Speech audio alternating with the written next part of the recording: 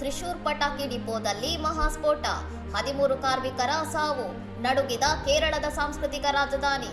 ತ್ರಿಶೂರ್ ಪೂರಂಗೆ ಕೇವಲ 4 ದಿನ ಬಾಕಿ ಇರುವಾಗ ಮುಂಡತ್ತಿಕೋಡ್ನಲ್ಲಿರುವ ತಿರುವಂಬಾಡಿ ದೇವಸ್ವಾಂನ ಪಟಾಕಿ ಸಂಗ್ರಹಣಾ ಶೆಡ್ನಲ್ಲಿ ಈ ಭೀಕರ ಅವಘಡ ಸಂಭವಿಸಿದೆ. ಪಟಾಕಿ ಬತ್ತಿಗಳನ್ನು ಬಿಸಿಲಿನಲ್ಲಿ ಒಣಗಿಸುತ್ತಿದ್ದಾಗ ಉಂಟಾದ ಅತಿಯಾದ ಶಾಖದಿಂದಾಗಿ ಸೆಕೆಂಡುಗಳ ಅಂತರದಲ್ಲಿ ಬೆಂಕಿ ಇಡೀ ಶೆಡ್ಗೆ ಹರಡಿ ಸ್ಫೋಟಗೊಂಡಿದೆ.